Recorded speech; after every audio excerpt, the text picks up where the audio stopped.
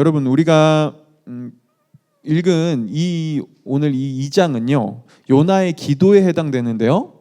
지금까지 요나서 1장을 저와 함께 쭉 함께 이야기를 살펴본 분들이라면 오늘 요나가 기도했다는 게 어떤 의미인지 좀 알 거예요. 요나는요 드디어 처음으로 기도합니다. 요나는 지금 하나님의 말씀을 가장 가까이에서 따르고 전해야 할 그 의무가 있는 선지자였습니다. 쉽게 말하면 목사였어요. 그런데 이런 요나는요 하나님보다 더 중요하게 여기는 게 있었어요. 바로 자신이 히브리인이라는 이 민족성이었죠. 그는 이전까지는 이 민족성이 자신에게 하나님보다 더 중요하다는 사실은 인지하지 못했습니다. 왜냐하면 그건 요나의 내면속 깊은 곳에 숨겨져 있었거든요. 그런데 하나님의 말씀과 요나가 중요하게 여겼던 이 민족성이 충돌하자 요나의 삶에서 그가 진짜 무엇을 더 중요하게 여겼는지가 드러나기 시작합니다.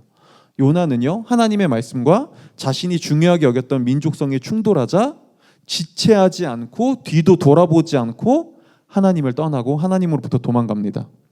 그리고 하나님은 이 요나를 돌이키기 위해서 폭풍을 던지고요. 이 폭풍이 얼마나 거셌던지 이 베테랑 평생 배를 탄 선원들도 이 거대한 폭풍에 당황했습니다. 그래서 그들은 살아남기 위해서 여러 가지 막 발버둥을 치다가 마지막으로 기도하죠. 배에서요. 누구만 빼고요? 요나만 빼고요. 하나님을 믿는 선지자 요나만 이 위기 속에서도 기도하지 않고 있었어요. 그리고 그는 배 밑에 내려가 자고 있었죠. 결국 이걸 보다 못한 그 배의 선장은요 요나를 깨워서 그를 올라오게 합니다. 배 위로요. 근데 그때도 요나는 기도하지 않습니다. 생전 단 한 번도 경험해보지 않았던 이 엄청난 폭풍 때문에 이 선원들은 이런 생각을 하기 시작합니다. 이거 혹시 신이 내린 재앙이 아닐까? 그리고 우리가 제비를 뽑아서 한번 누구 때문에 이런 재앙이 일어나는지 한번 알아내보자 라고 제비를 뽑고요. 거기서 이제 요나가 제비에 뽑히죠. 그러자 득달같이 이 배에 타고 있던 사람들은 요나에게 달려들어가 그의 정체가 뭔지를 묻는데요. 그리고 요나는 자신의 정체를 얘기해 주죠. 그리고 그때 이제 선원들은 이어서 이것도 물어요. 그러면 우리는 어떻게 하면 이제 여기서 살아날 수 있습니까? 우리가 살아남기 위해서는 어떻게 해야 됩니까? 그때 요나가 여기에 뭐라고 대답하는 줄 아나요? 1장 12절에서요. 오늘 읽진 않았지만 요나는 이렇게 대답해요. 나를 들어서 바다에 던지십시오. 그러면 이 바다가 폭풍이 잠잠해질 겁니다. 자 보세요. 그런데 여러분 오늘 요나는요 충분히 이렇게 말할 수도 있었어요. 저를 니느웨로 데려다 주십시오. 저를 니느웨 가까이 갈 수 있는 그 항구에 저를 내려주십시오. 그러면 제가 그 항구에서 내려서 니느웨로 가겠습니다. 그러면 폭풍도 잦아들 겁니다. 그렇죠? 근데 오늘 요나는요 자기가 니느웨로 가겠다고 말하지 않습니다. 이렇게 얘기하죠. 나를 차라리 바다에 빠뜨리세요. 왜 이렇게 말했을까요? 간단해요. 요나는 하나님을 향해 사실 선원들이 아니라 하나님을 향해 그는 이렇게 말하고 있었던 거예요. 하나님, 니느웨로 가느니 당신의 말씀을 따라 순종하며 니느웨로 가느니 차라리 죽겠습니다. 차라리 죽는 게 낫습니다. 이게 요나가 선택하는 거였어요. 그리고 그는 진짜 물로 그냥 빠져버립니다. 그런데 이 바닷물은 아마 한밤중이었을 것 같아요. 한밤중에 바닷물로 빠지자 요나는 이게 생각보다 무서운 일이라는 걸 깨달아요. 원래 우리 그럴 때 있잖아요. 자신만만하게 뭐 놀이기구 같은 예를 들어서 저도 놀이기구 잘 못하지만 괜히 이 멋부리면서 야 저거 탈 수 있어 라고 해서 이제 놀이기구 탔는데 앉자마자 후회하죠. 그냥 이거 못한다고 얘기할 걸 내가 이거 왜 했지? 이런 순간들이 있죠. 그럼 비슷한 거예요. 요나는 정말 작정했을 거예요. 나 차라리 죽을 거야. 근데 물에 빠져보니까 이게 바로 죽는 게 아니거든요. 숨은 물에 점점 빠지면서 발버둥 치는데 힘은 빠지고 깊은 바닷속으로 들어가고 아무것도 보이지 않고 거기서 막 해초가 자기를 감싸요. 너무 두려움에 이제 빠집니다. 그렇죠? 그리고 요나는 이 두려움 속에서 드디어 하나님께 기도하기 시작해요. 그리고 하나님은 이런 요나의 기도를 들으시고요. 아무것도 없는 망망대해 같은 바다에서 망망대해가 바다죠. 그 넓은 바다에서 큰 물고기를 보내 요나를 구원해 주세요. 그런데 여러분, 하나님께서 하나님의 뜻은 단순히 요나를 큰 물고기로 구원하는 것에 있지 않았어요. 왜냐하면 만약 하나님이 그냥 이 물에 빠진 요나가 기도해서 그래 이제 네가 나한테 기도했으니 내가 너 구원해 줄게 라고만 했다면, 큰 물고기 뭐 고래라고 많은 학자들은 얘기하거든요. 뭐 우리는 고래 속에 안 들어가 봤지만 어쨌든 큰 어떤 고래가 요나를 삼켰어요. 그리고 나서 하나님이 그저 요나를 살리는 것에 뜻이 있었다면 요나를 바로 육지로 뱉게 했을 겁니다. 하지만 오늘 성경을 보면 하나님은 바로 요나를 육지로 데려가지 않고요, 3일 밤낮을 물고기 뱃속에 있게 해요. 한번 우리 생각해 보자고요. 물고기 뱃속에 우리가 들어가 본 적이 없지만 이 느낌이 어땠을까요? 일단 거긴 완전 한 치 앞도 보이지 않았을 거예요. 그렇죠? 그냥 뭔가 물컹물컹 있겠죠. 사실 요나는 자기가 물고기 뱃속에 들어갔다는 사실조차 인식하지 못하고 있을 가능성이 큽니다. 왜냐하면 물에 빠져서, 오늘 성경에 보면 요나의 노래를 보면요, 그가 물에 빠져서 죽어가던 그 모습을 얘기하거든요. 그 보면 그는 거의 죽기 직전이었어요. 숨이 거의 멎어요. 근데 그때 뭔가가 자기를 삼켜요. 요나는 뭔지 몰라요. 삼켜진지도 몰랐어요. 근데 한 가지는 알았어요. 내가 하나님이 나를 살려주셨다. 근데 뭔가 이상해요. 물컹물컹거려. 비린내가 나요. 어두워요. 이상한 소리가 들립니다. 요나는 이 속에서 3일을 있었어요. 왜요? 왜 하나님은 이 이상하고 어두컴컴한 이런 곳에서, 이 두려움 속에 요나를 3일이나 두셨죠? 왜냐하면 하나님은 너무나 완악하고 고집투성이인 요나를 단순히 바다에서 구원하는 것이 하나님의 뜻이 아니라 이 요나의 마음을 교육하고 싶으셨거든요. 하나님이 지금 1:1 선지자 교육을 요나에게 시작하신 거예요. 만약 하나님이 요나를 그저 물 밖으로, 바다에서 바로 구원해 줬다면 요나는 다시 하나님을 피해 다른 곳으로 도망갔을 겁니다. 살았어. 좋아. 근데 하지만 니느웨로 난 절대 안 가. 다른 데로 갈 거야. 다른 데로 도망갔겠죠. 아니면 억지로 니느웨로 갔을 거예요. 하나님이 무서워서, 하나님이 두려워서. 그렇죠? 여러분, 하나님은 이걸 원하지 않았습니다. 하나님은 요나가 억지로 마지못해 하나님을 따르는 걸 원하지 않았어요. 하나님께서 원하시는 거는요, 요나가 순종하는 것보다 하나님의 마음을 요나가 깨달은 거였어요. 그래서요, 하나님은 물고기 뱃속에서 이 요나가 하나님의 마음을 깨닫기까지 그를 3일 동안 내버려 두십니다. 여러분, 마찬가지로 오늘날에도 하나님이 우리에게 원하는 거는요, 단순히 우리가 얼마나 신앙생활을 열심히 하고, 내가 얼마나 착하게 살며, 내가 얼마나 교회 안에서 봉사와 섬김을 잘하는지, 이거 하나님께서 가장 원하시는 게 아니에요. 하나님께서 우리에게 원하시는 가장 큰 거는 우리가 그분의 마음을 아는 거예요. 그분을 사랑하는 거죠. 그래서 하나님은 오늘날에도 때때로 우리가 아무것도 할 수 없는 것 같은, 내 힘으로 도저히 길이 보이지 않는, 하나님을 의지하지 않고선, 그분께 기도하지 않고선 도저히 내가 살아남을 수 없는 그런 물고기 뱃속 같은 시간을 우리에게도 허락하십니다.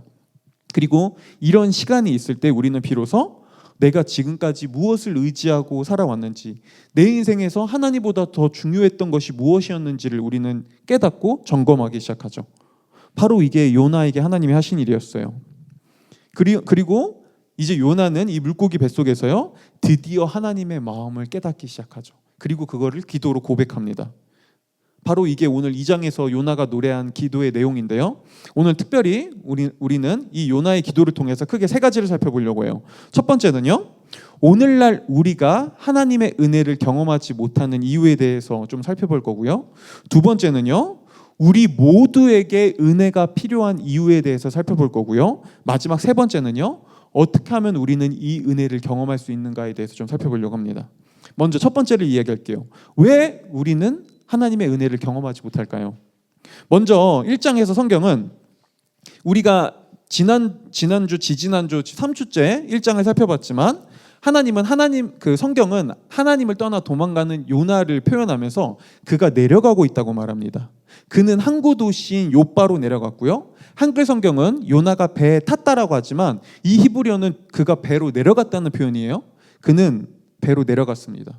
그리고 배로 내려간 요나는 배에서도 더 미친 배 밑으로 내려가죠.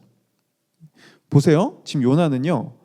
성경은 하나님을 떠나 하나님으로부터 멀어지는 요나의 삶을 두고 그가 내려가고 있다고 표현해요. 근데 계속 내려가고 있어요. 근데 요나는요. 요나만 자기가 내려가고 있다는 걸 몰라요. 요나는 너무나 그의 마음이 완악해져서 자신이 내려가고 있다는 사실조차 인지하지 못합니다.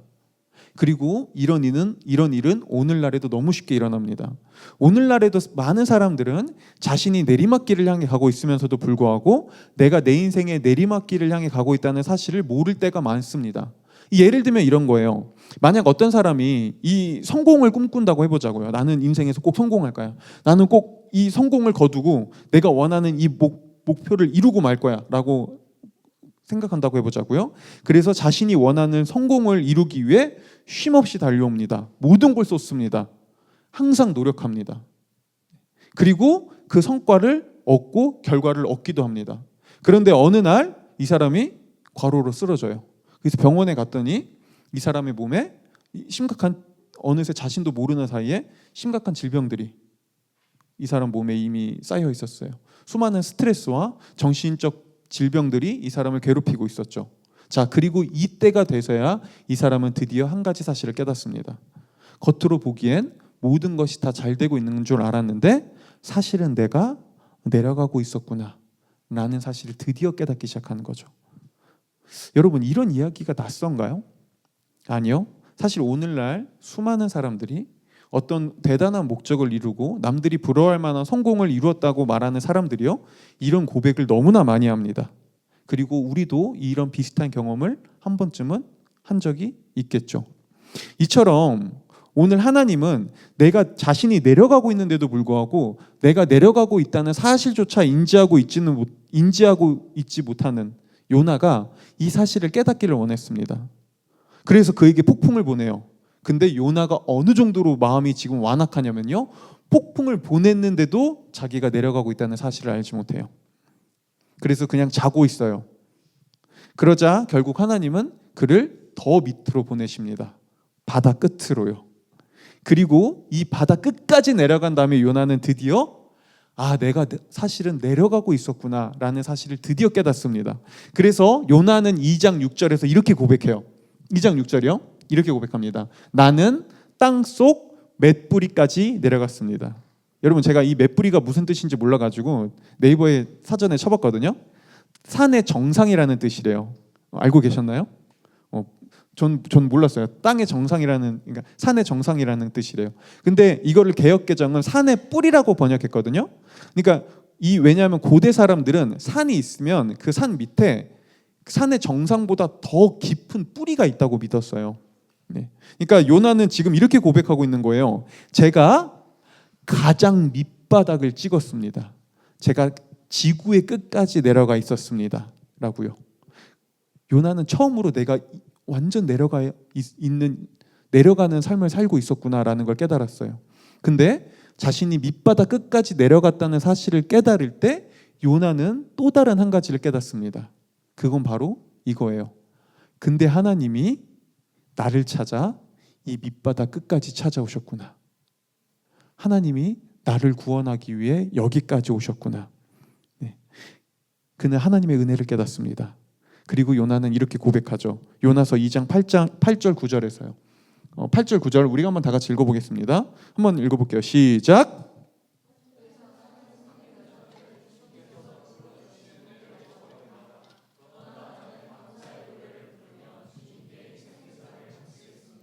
서원한 것은 무엇이든 지키겠습니다. 구원은 오직 주님에게서만 옵니다.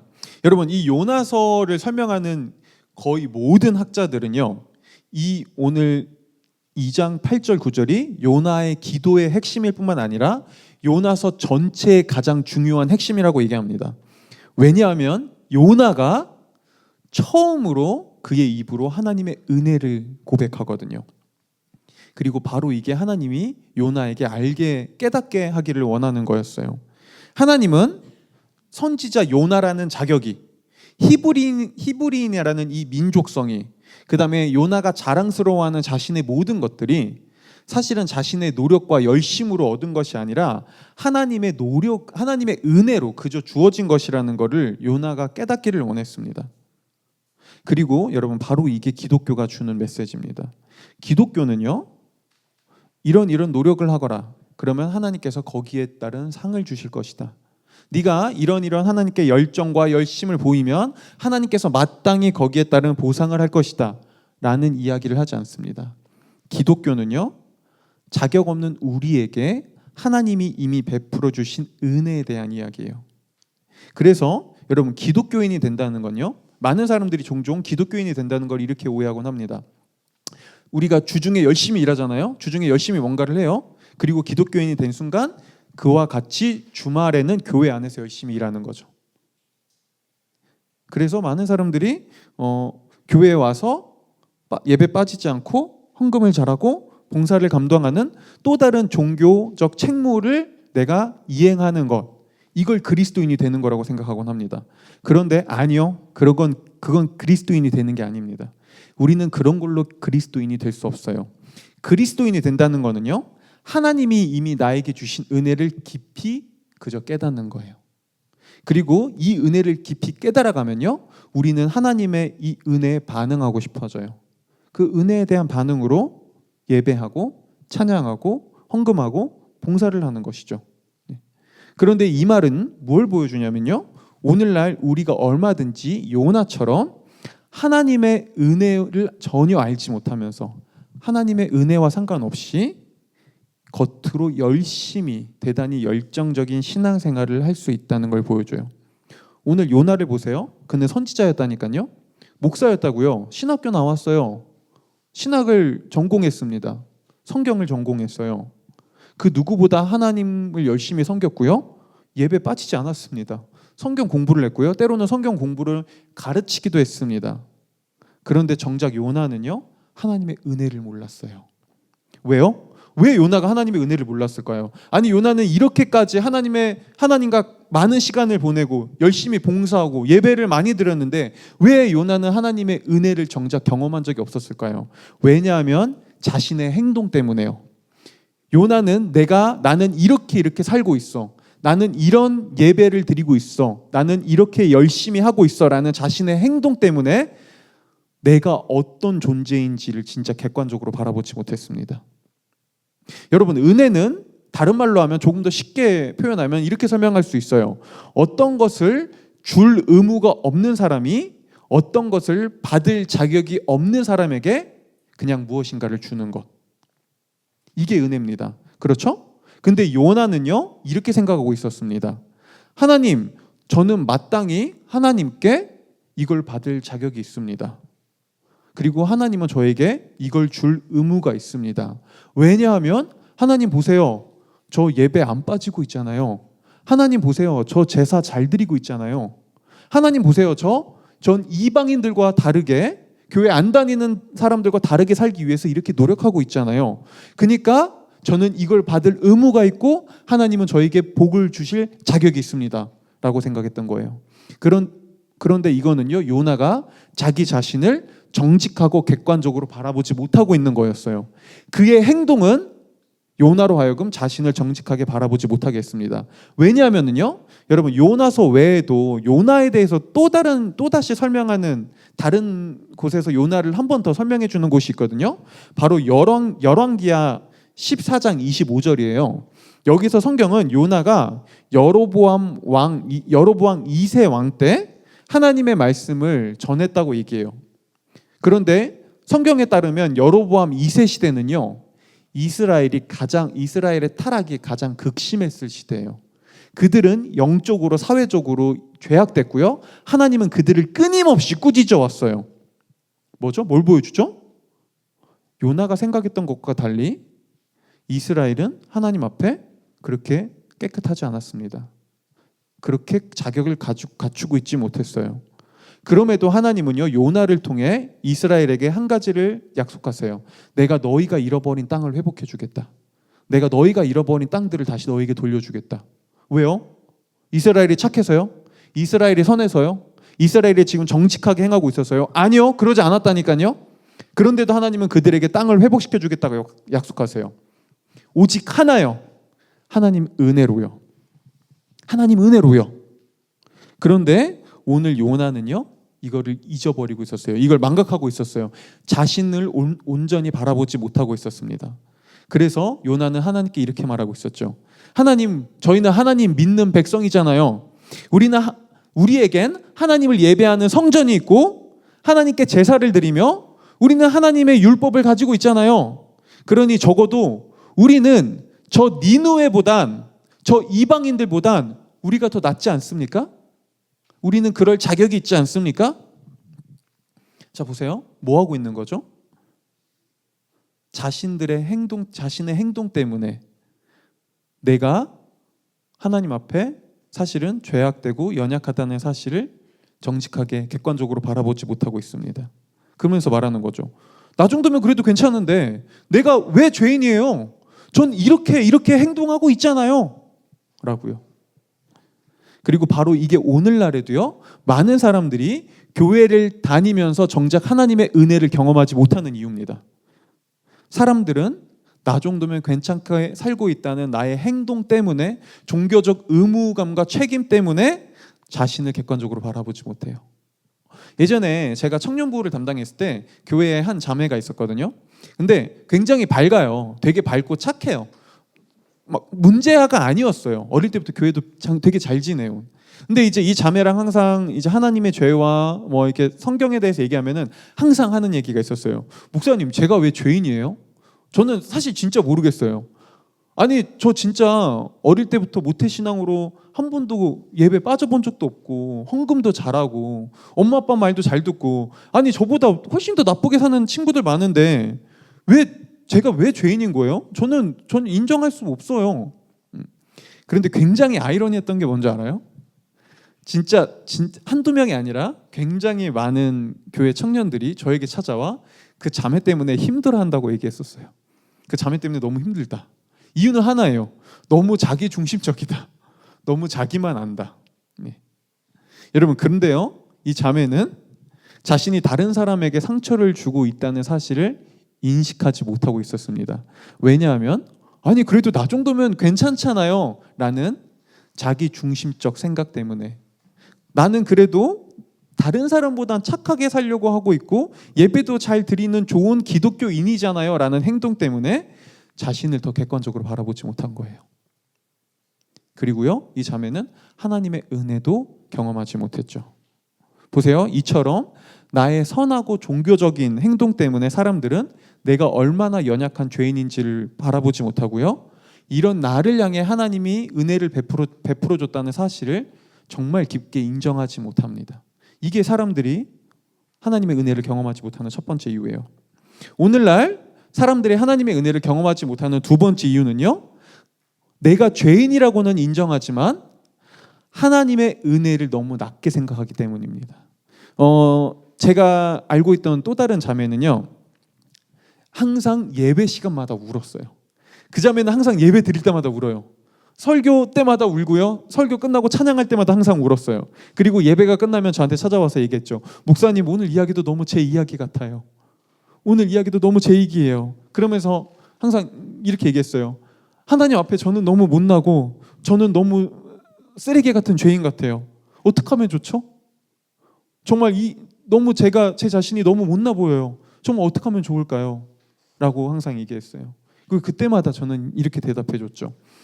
괜찮아요. 하나님은 그런 자매도 이미 기꺼이 용서하시고 기꺼이 사랑했거든요. 더 이상 그런 나의 연약함 때문에 자책하고 죄책감 가질 필요 없어요. 그런데 그때마다 이 자매는 이렇게 대답했어요. 정말요? 정말 그거면 되는 건가요? 근데 하지만 제가 뭔가를 더 하지 않으면 안 될 것 같아요. 여전히 그걸로는 안 될 것 같은 무거운 그런 책임감이 들어요. 여러분 보세요. 앞서 말한 자매와 이 자매는 겉모습은 완전히 달라요. 그런데 이 자매도 자신을 객관적으로 바라보고 있지 못해요. 이 자매는 하나님의 은혜를 너무 낮게 생각해서 내가 하나님께 용서받고 사랑받았다는 사실을 인정하지 못하고 바라보지 못하고 있는 거죠. 그래서 이렇게 생각하고 있었어요. 이런 나는 하나님께 용서받을 자격이 아직 충분하지 않아. 내가 뭔가를 더 하지 않으면, 하나님을 위해 이렇게 하지 않으면 안 돼. 내가 더 나은 모습을 보여드리지 않으면 안 돼. 그냥 은혜를 누리라고? 아니, 어떻게 감히 그렇게 뻔뻔할 수 있겠어? 그건 너무 뻔뻔한 일이야. 여러분 보세요. 바로 이게 오늘날 사람들이 하나님의 은혜를 경험하지 못하는 두 번째 이유입니다. 하나님의 은혜를 너무 낮게 봐요. 그렇죠? 그런데 만약 우리가 나의 부족함과 죄를 정직하고 객관적으로 바라볼 수 있다면요. 나의 연약함을 우리가 인정할 수 있다면요. 그런데 나의 연약함과 죄악과 부족함을 기꺼이 인정하면서도 좌절감에 빠지거나 자책감에 빠지지 않을 수 있다면요. 그렇다면 우리는 나의 죄를 축소시키거나 합리화하거나 핑계대지 않아도 될 겁니다. 우리는 누군가가 나의 연약함을 때로는 지적할 때, 나의 부족함을 볼 때 우리는 이렇게 말할 수 있을 거예요. 맞아요. 제가 이건 잘못했네요. 제가 이렇게 못나고 연약한 죄인이라니까요. 정말 죄송합니다. 정말로요. 진심으로 사과드릴게요. 제가 이다지도 못난 존재예요. 라고 얘기할 수 있다면요. 그런데 이러면서도 내가 나를 자책하거나 죄책감에 빠지지 않고 나를 있는 그대로 용서하고 받아들일 수 있다면요. 여러분, 우리가 이럴 수 있다면 우리는 겸손하면서도 당당할 거고요. 다른 사람을 섬기면서도 우월감에 빠지지 않을 거고요. 나의 연약함을 기꺼이 고백하면서 다른 누군가에게 용서를 빌 수 있을 거예요. 그러면서도 자책감에 빠지지 않는 균형 있는 삶을 살아갈 수 있겠죠. 어떻게 이런 삶을 살아갈 수 있을까요? 도대체 어떤 사람이 이런 삶을 경험할 수 있을까요? 자격 없는 죄인인 나도 기꺼이 받아주고 용서하신 하나님의 사랑을, 그분의 은혜를 우리가 알 때, 그 은혜를 우리가 정말 경험할 수 있을 때 우리는 이런 사람이 될 수 있습니다. 그리고 오늘 요나는요, 물고기 뱃속에서 처음으로 이 사실을 깨닫기 시작하죠. 요나는 이전까지는 이렇게 생각했습니다. 아니, 나 정도면 그래도 괜찮지. 나 정도면 그래도 착한, 거룩한 민족이지. 나 정도면 그래도 남들보다 훨씬 더 착하고 윤리적인 사람이지. 그런데 오늘 요나는 물고기 뱃속에서 처음으로 자신이 죄인이고 하나님께 받아들여질 자격이 없는 존재라는 사실을 깨닫기 시작합니다. 그래서 그는 오늘 4절에서 이런 자신을 두고요, 내가 주님께 쫓겨났습니다 라고 얘기해요. 뭐죠? 오늘 요나는 처음으로 내가 죄인이라는 사실을 정말 깊숙이 인정하기 시작했어요. 나는 하나님 앞에 쫓겨날 수밖에 없는 원래 죄인입니다 라고 고백하기 시작한 거죠. 근데 요나의 고백은 여기서 끝나지 않습니다. 그는 나는 이렇게 쫓겨나 마땅한 존재예요. 나는 쓰레기예요 라고 죄책감과 자책감에 빠지는 것에서 끝나지 않습니다. 요나는 그럼에도 이렇게 얘기합니다. 저는 그럼에도 불구하고 하나님의 성전을 바라보겠습니다. 그 하나님의 성전을 바라보는 일을 멈추지 않겠습니다 라고요. 왜 요나는 갑자기 성전을 얘기했을까요? 왜 요나는 저는 쫓겨났습니다, 저는 죄인입니다 라고 얘기했다가 왜 갑자기 그럼에도 성전을 바라보겠습니다 라고 얘기했을까요? 왜냐하면 선지자였던 요나는 성전에서 어떤 일이 일어나는지 알고 있었거든요. 여러분, 이스라엘 사람들은요, 하나님께 나가 성전에서 제사를 드릴 때 자신의 죄를 대신할 수 있는 희생 제물을 바쳤습니다. 그런데 요나에게 이전까지 희생 제물을 바치는 거는요, 종교적 의식에 불과했어요. 그냥 습관적 종교적 행동이요. 그래서 요나는 희생 제물을 바치면서도 이렇게 고백했습니다. 하나님 보십시오. 저는 이렇게 당신 앞에 나와 꼬박꼬박 예배도 잘 드리고 이렇게 희생 제물도 잘 드리는 그런 착하고 좋은 모범적인 신앙인입니다. 그러니 저는 당신께 사랑받고 인정받을 자격이 있습니다라고 고백하고 있었어요. 그런데 이런 요나가 바다 깊은 곳에 빠져 그 밑바닥까지 내려가자 드디어 자신이 원래 그럴 자격이 없는 죄인이라는 사실을 깨닫습니다. 그러면서 그의 고백은 이렇게 바뀌기 시작합니다. 하나님, 저는 원래 당신 앞에 감히 나가 예배 드릴 수 없는 죄인입니다. 저는 당신께 쫓겨난 존재입니다.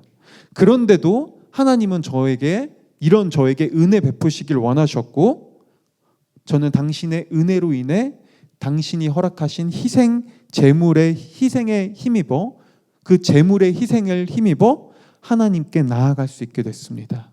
이게 제가 당신의 성전 앞에 나와 예배할 수 있는 이유입니다라고요. 뭐죠? 요나에게 어떤 변화가 일어난 거죠? 보세요. 요나는 똑같이 하나님을 예배했어요. 그가 성전에 나와 예배드리는 그의 행동, 그의 겉모습은 하나도 바뀌지 않았습니다. 그대로였어요. 근데 뭐가 바뀌었죠? 그의 마음이 바뀌기 시작했습니다. 그의 내면이 바뀌기 시작했어요. 그의 고백이 바뀌기 시작했습니다. 전에는 저는 이러니 자격이 있습니다 해서, 이제 요나는 아니요, 저는 자격이 없습니다. 그래서 이 희생 제물에 은혜에 힘입어 당신 앞에 나갑니다라고 얘기했던 것이죠. 바로 이게 요나가 9절에서 고백한 내용이었습니다. 그래서 그는 9절에서 이렇게 고백합니다. 제가 읽어드릴게요. 그러나 나는 감사의 노래를 부르며 주님께 희생 제물을 바치겠습니다. 서원한 것은 무엇이든지 지키겠습니다. 구원은 오직 주님에게서만 옵니다. 그렇죠? 요나의 예배가, 요나의 고백이 완전히 바뀌기 시작한 겁니다. 왜요? 자신이 원래 쫓겨났어야 마땅할 죄인이라는 사실을 인정하고 받아들였을 때 이런 나를 향한 하나님의 은혜를 그가 경험하기 시작한 것이죠. 물론 이 이야기를 듣고 하나님에 대해서 믿지 않는 사람들은, 아직 하나님을 인정하지 않는 사람들은 이런 질문을 할 수도 있습니다. 그런데 결국 그 은혜는 기독교인들의 이야기 아닌가요? 딱히 하나님을 믿지 않는 저 같은 사람에게는, 교회 밖에 있는 사람들에게는 이런 은혜가 그렇게 필요하지 않는데요? 그 은혜가 도대체 나랑 무슨 상관이 있죠? 그건 기독교인들의 이야기일 뿐인 거 아닙니까? 아니요, 그렇지 않습니다. 이게 바로 우리가 두 번째로 우리 모두에게 은혜가 필요한 이유에 대해서 좀 이야기하려고 하는 이유인데요. 여러분, 오늘 요나는 자신이 하나님께 받은 은혜를 고백하면서 이렇게 이야기합니다. 6절에서요. 요나는 이렇게 고백합니다. 나는 땅속 맷뿌리까지 내려갔습니다. 땅이 빗장을 질러 나를 영영 가두어 놓으려 했습니다만 주 나의 하나님 주님께서 그 구덩이 속에서 내 생명을 건져 주셨습니다. 여러분, 이 하나님이 나를 건져 주셨습니다 라고 얘기하기 전에 요나는 이렇게 말하고 있었어요. 저는 땅 끝에 처박혔습니다. 저는 쫓겨났습니다. 쉽게 말하면 뭔지 아나요? 저는 버림받았습니다. 근데 이 버림받은 요나를 하나님이 물고기를 통해 건져 주시죠. 그래서 성경은 요나가 하나님이 저의 생명을 건져 주셨습니다 라고 번역한 이 번역은요, 원래 히브리어의 뜻은 올리셨습니다라는 뜻이에요. 하나님이 땅끝까지 처박힌 저를 안아 하나님의 품으로 올리셨습니다. 요나가 이 고백한 거예요. 뭐죠? 요나는요, 은혜를 얘기하면서 당신이 버림받아 마땅한 저를 받아주셨습니다. 저를 받아들여 줬습니다라고 얘기하고 있었어요. 여러분, 그리고 이게 오늘날 우리 모두에게 은혜가 필요한 이유입니다. 우리는요, 모두 받아들여지기 원합니다. 그렇지 않나요? 여러분, 한번 정직하게 나의 삶을 돌아보세요. 내가 지금까지 꿈꾸고 걸어왔던 나의 발자취를 한번 생각해 보십시오. 학교, 진학, 취업, 인간관계, 연애, 결혼, 사랑, 이런 거 한번 다 생각해 보세요. 여러분, 이걸 통해서 무엇을 얻고 싶었던 것이죠? 왜 그런 것들을 추구하고 쫓아왔죠? 사실은 우리는 이렇게 얘기하고 있었던 것이죠. 나를 받아주세요. 나를 받아들여 주십시오. 나는 받아들여질 자격이 있습니다라고요. 그렇죠? 근데 여러분, 왜 우리는 이렇게 받아들여지기를 원할까요? 왜 우리는 누군가가 우리를 이렇게 받아주기를 원할까요? 성경은요, 그 이유가 우리를 완전히 있는 그대로 받아줄 수 있는 하나님의 동산을 우리가 떠났기 때문이라고 얘기합니다. 여러분들 살면서 조금 긴 여행을 가보신 적 있으실 거예요. 조금 장거리 여행이요. 3, 4일 이상일 수도 있고요. 5일, 일주일 이상일 수도 있죠. 그런데 이상하게 아무리 좋은 곳, 아름다운 곳으로 여행을 가도요, 좀 시간이 지나면 우리는 점점 피곤해집니다. 힘들어져요. 그렇죠? 여행 굉장히 힘들잖아요. 그리고 그때 되면 우리는 이제 돌아가고 싶어져요. 그런데 자, 우리 한번 생각해 보자고요.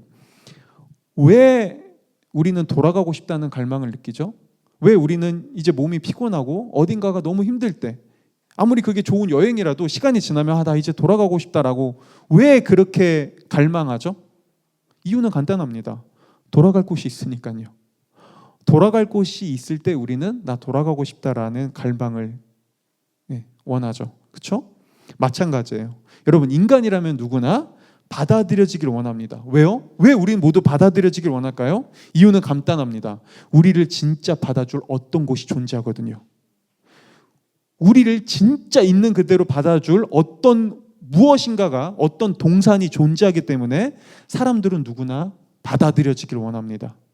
그런데 우리는 또한 한 가지를 너무나 잘 알죠.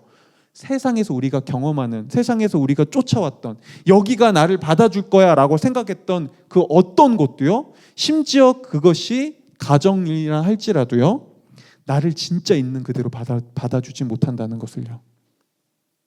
나를 정말 완벽하게 받아줄 수는 없다는 것을요. 그리고 바로 이게 태초에 죄를 짓고 하나님과 멀어진 인류에게 벌어진 일이었습니다. 여러분, 창세기를 보신 분들이라면 아담과 하와가 죄를 짓고 처음으로 한 일이 뭔지 아실 거예요. 성경에 보면 아담과 하와가 처음으로 죄를 짓고 한 게 뭐냐면요, 숨는 겁니다. 그들은 숨습니다. 뭐죠? 그들은 수치심이라는 걸 처음으로 깨닫기 시작했습니다. 그리고 여러분, 수치심은 바로 이런 거죠. 나를 받아줄 수 있는 곳이 없어. 나를 있는 그대로 내 모습 모든 것을, 내 모든 민낯을 다 알면서도 나를 받아줄 수 있는 사람, 그런 곳은 아무 데도 없어. 이게 수치심이죠. 그렇죠? 그래서 하나님을 떠난 순간 아담과 하와는 스스로를 가리고요, 하나님께로 숨습니다. 그리고 이게 그 이후부터 인류는 끊임없이 누군가에게 받아들여지기 위해 나를 포장합니다. 나를 증명해야 했죠. 그러지 않나요? 여러분, 왜 우리는 이토록 어딘가에 받아들여지기 위해 왜 이토록 노력할까요? 왜 우리는 누군가에게 거절을 경험했을 때, 그게 사랑이든 그게 학교든 회사든, 왜 우리는 이렇게 큰 좌절감과 상처와 아픔을 받을까요? 왜 우리는 끊임없이 나를 조금이라도 더 좋은 사람으로, 나를 조금이라도 더 나은 사람으로 그렇게 포장하고 감싸려 할까요? 이유는 간단합니다. 나를 있는 그대로 받아줄 수 있는 참된 은혜를 우리가 잃어버렸거든요. 그리고 은혜가 사라진 곳에는요, 이런 일이 일어납니다. 은혜가 사라졌을 때 우리는 반드시 이렇게 해야 됩니다. 내가 나를 증명해야 돼. 나는 받아들여질 가치가 있다는, 그럴 존재라는 것을 내 힘과 내 노력으로 내가 증명해내야 돼. 그리고 이게 오늘날 현대사회의 모습이죠. 전에도 제가 잠깐 얘기했던 피로사회라는 책을 쓴 이 한병철 교수님은요, 그 책에서 오늘날 이런 성과주의를 굉장히 잘 꼬집는데요. 한병철 교수님은 오늘날 우리가 살아가는 세상을 성과주의로 규정하면서 이 성과주의의, 성과사회의 특징을 무한 긍정이라고 얘기합니다. 그러니까 성과사회의 특징은 우리에게 이렇게 얘기하는 거예요. 네가 열심히만 하면, 노력만 하면 뭐든 할 수 있어 라고 끊임없는 긍정을 말하는 것이죠. 그런데 이런 무한 긍정과 성과사회는요, 모든 결과의 책임을 다 개인이 짊어지도록 만듭니다. 그래서 사람들은요, 이 성과주의 사회에서 내가 성공하지 못하거나 실패했을 때 모든 책임이 나에게 있다고 생각하죠. 내가 노력하지 않아서야. 이건 다 내 탓이야. 그래서 사람들은 이 성과주의 사회에서 나를 증명하기 위해 끊임없이 발버둥 칩니다. 그리고 그 안에서 엄청난 압박감과 스트레스와 신경쇠약증에 시달리죠. 그런데요, 또 한편에서 정의란 무엇인가라는 책을 썼던 이 하버드대 교수인 마이클 샌들은요, 공정이라는 착각에서 이런 성과주의의 한계를 비꼬면서요, 그는 또 이렇게 얘기합니다. 오늘날 우리가 노력을 할 수 있는 이유는 노력을 할 수 있을 만한 건강과 주변 사람들의 지지와 그 다음에 내가 노력한 만큼의 결과를 주는 사회에서 태어났기 때문이다라고요. 그리고 마이클 샌들은 얘기합니다. 그것은 운이다. 그것은 노력으로 얻을 수 없다. 당신이 노력으로 무엇인가를 얻을 수 있는 이유는 노력에 따른 성과를 공정하게 배분해주는 사회에서 태어났기 때문이다. 하지만 그건 노력으로 얻을 수 없다 라고 얘기하죠. 뭘 말하고 있는지가 보이세요? 여러분, 우리는 모두 다 내 노력으로만 얻을 수 없는 은혜를 가지고 있습니다.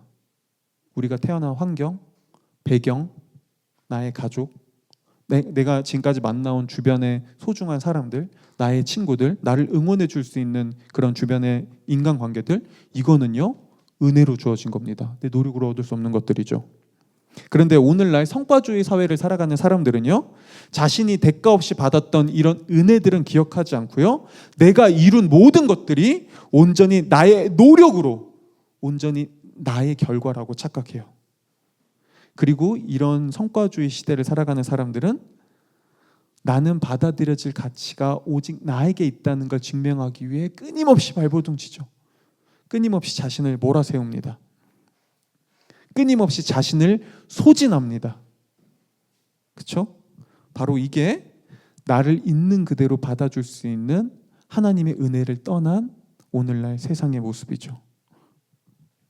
그런데 문제는 뭐죠? 내가 아무리 그렇게 무엇인가를 노력하고 대단한 성과를 이뤄도 우리가 경험하는 받아들여짐은 아주 잠깐이라는 거예요. 그리고 우리는 또다시 다른 곳에서 받아들여지기 위해 또 다른 노력을 해야 됩니다. 그렇지 않나요? 여러분들 한번 우리 생각해 보자고요. 아니, 여러분들 스스로의 삶을 한번 돌아보세요. 나의 삶을 생각해 보세요. 왜 여러분 그렇게까지 노력하세요? 왜 여러분 그렇게까지 발버둥 치시죠? 왜 여러분 끊임없이 그렇게 나를 몰아세우고 나를 자책하죠? 왜 그렇게 나를 책찍질하시나요? 도대체 무엇 때문에 내가 그렇게 못나 보이는 거죠? 도대체 무엇을 더 얻어야 만족하시겠나요? 도대체 무엇이 더 있어야 나는 완전히 받아들여졌다고 그렇게 증명할 수 있겠나요? 혹시 이런 삶을 살아가는 게 너무 힘들고 지치진 않나요? 그런 삶을 살기 위해서 오히려 내가 나 스스로를 가장 많이 심판대 위에 세우진 않으신가요? 만약 그렇다면 여러분에게도 하나님의 은혜가 필요합니다. 그리고 이 하나님의 은혜의 이야기는요, 단순히 기독교라는 종교를 가진 사람들에게만 해당되는 이야기가 아니라 우리 모두의 이야기죠. 그럼 이제 마지막 세 번째로, 우리는 어떻게 하면 이 은혜를 정말 진정으로 경험할 수 있을까요? 가장 먼저 겉으로만 보이는 나의 행동 너머에 있는 더 깊은 나를 객관적으로 그리고 정직하게 바라봐야만 합니다. 그래서 예수님은요, 그래서 죄를 이야기하면서 이렇게 이야기하셨어요. 너희가 전에는 다른 사람을 직접 살인해야지만 살인을 저질렀다고 생각했지만 이제 내가 다시 말하노니 너희가 누군가를 미워하기만 해도 살인한 것이다. 여러분, 이 말은 단순히 너희가 마음으로 다른 사람을 미워하는 것과 진짜 다른 사람을 죽인 살인죄가 동등하다라고 말씀하신 게 아니에요. 예수님은요, 죄가 단순히 겉으로 보이는 행동이 아니라 더 깊은 우리 마음과 내면의 문제라는 걸 알고 계셨습니다. 우리 마음에서 일어나는 어떤 미움들, 증오들, 어떤 문제들이 결국엔 우리가 진짜 어떤 존재인지를 더 보여주는 깊은 차원의 이야기라고 말씀하고 계셨던 거예요. 네, 여러분, 우리 모두가요, 내 자신을 정말 정직하게 내 행동 말고요, 겉으로 보이는 행동 말고요, 정말 내 내면을 돌아볼 수 있다면, 객관적으로 내 내면을 정말로 우리가 바라볼 수 있다면 우리는 내가 부족하고 연약하고 죄악되다는 사실을 인정하지 않을 수 없습니다. 그렇죠? 두 번째로요, 우리가 하나님의 은혜를 경험하기 위해서는요, 은혜를 너무 낮게 생각해서는 안 됩니다. 여러분이 얼마나 밑바닥을 찍었고 앞으로 얼마나 더 깊은 밑바닥을 찍을지 모르겠지만 여러분들이 얼마나 더 철저하게 삶이 망가지든 얼마나 더 더러워지든 얼마나 더 죄악되든 그것과 상관없이요, 여러분, 하나님은 그런 우리도 기꺼이 용서하고 사랑하시는 분입니다. 이게 그분의 은혜예요. 그래서 하나님은요, 우리를 구원하기 위해 자신의 아들을 희생 제물로 보내셨습니다. 여러분, 이게 무슨 말인 줄 아세요? 하나님이 우리를 용서하기 위해 자신의 아들을 희생시켰다는 이야기는요, 저와 여러분들의 죄가 생각보다 훨씬 더 크고 생각보다 훨씬 더 깊다는 거예요. 사실은 우리가 생각하는 것보다 훨씬 더 많이 망가져 있다는 겁니다. 하나님의 아들을 희생시킬 만큼요. 그런데요, 그분이 우리를 위해 하나님의 아들을 희생시켰다는 이야기는요, 우리의 이렇게 깊고 큰 죄보다 하나님의 은혜가 더 크고 더 깊다는 걸 보여줍니다. 그분은 우리를 더 많이 사랑하세요. 내가 상상하는 것 이상으로요. 그분은 우리를 더 많이 용서하십니다. 우리가 상상하는 것 이상으로요. 그분은 우리를 더 많이 아끼십니다. 우리가 상상하는 것 이상으로요. 바로 이게 하나님이 2000년 전 자신의 아들인 예수님을 십자가에 못 박으시며 우리에게 증명하신 일입니다. 그분은 우리를 얼마나 사랑하고 우리를 얼마나 있는 그대로 받아주셨는지 내가 노력하지 않아도, 내가 증명하지 않아도 완전히 증명해 주셨습니다. 오늘 요나는요, 이 바다의 땅끝 밑에서 자신이 얼마나 크고 심각한 죄인이었는지를 드디어 처음으로 깨닫기 시작했어요. 하지만 자신의 죄를 깨닫자 오히려 요나는 더 담대하게 하나님을 바라보겠다고 고백하기 시작합니다. 왜냐하면 이 밑바닥 끝에서 이 밑바닥까지 나를 구원하기 위해 찾아온 더 큰 하나님의 은혜를 그가 발견했거든요. 여러분, 우리도 마찬가지입니다. 여러분, 정말 내가 있는 그대로 무엇을 하지 않아도, 무엇을 더하지 않아도 정말 내가 있는 그대로 받아들여지고 정말 내가 있는 그대로 사랑받는 이 놀라운 은혜를 경험하고 싶으신가요? 그렇다면요, 요나가 제가 성전을 바라보겠습니다라고 고백한 것처럼요, 여러분도 똑같이 고백하십시오. 이렇게요. 하나님, 제가 십자가를 바라보겠습니다. 제가 십자가 위에서 나를 위해 완전히 버림받은 그 하나님의 사랑을 제가 바라보겠습니다. 여러분, 그분이 우리를 구원하기 위해 자신의 아들을 버리셨습니다. 이 십자가를 바라볼 수 있다면 우리는 나를 향한 하나님의 놀라운 은혜와 사랑을 발견할 수 있고요, 이 십자가를 통해 창조주 하나님이 나를 완전히 받아들였다는, 나를 완전히 용납했다는 그 사랑 안에서 자유와 기쁨과 해방감을 누리기 시작합니다. 여러분, 그러니 십자가를 바라보세요. 십자가를 더 깊이 묵상하십시오. 그리고 오늘 요나처럼 하나님을 향해 이렇게 고백하세요. 하나님, 구원은 오직 주님에게서만 옵니다. 기도하겠습니다.